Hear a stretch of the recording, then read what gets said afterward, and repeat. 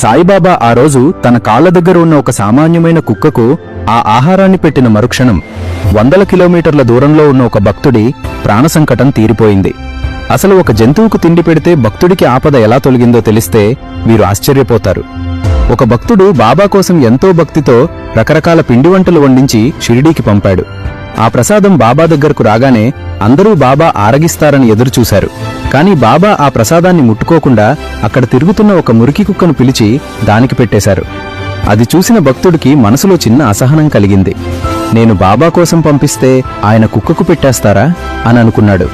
సరిగ్గా అప్పుడు బాబా అతని వైపు చూసి నవ్వి, నువ్వు పెట్టింది నేనే తిన్నాను నాయనా. నీ ఇంటి దగ్గర ఆకలితో అలమటిస్తున్న ఆ ముసలి ప్రాణికి అన్నం పెట్టకుండా ఇక్కడికి పంపిస్తోడా? ఇక్కడికి పంపిస్తే నేనెలా తింటాను అని అడిగారు. ఆశ్చర్యకరంగా అదే సమయంలో ఆ భక్తుడి ఇంటి దగ్గర ఒక పెద్ద ప్రమాదం తప్పింది. తన ఇంట్లోని జీవులను ఆదరిస్తే బాబానే స్వయంగా స్వీకరిస్తారని, ఆ పుణ్యమే తనను కాపాడుతుందని ఆ భక్తుడు గ్రహించాడు.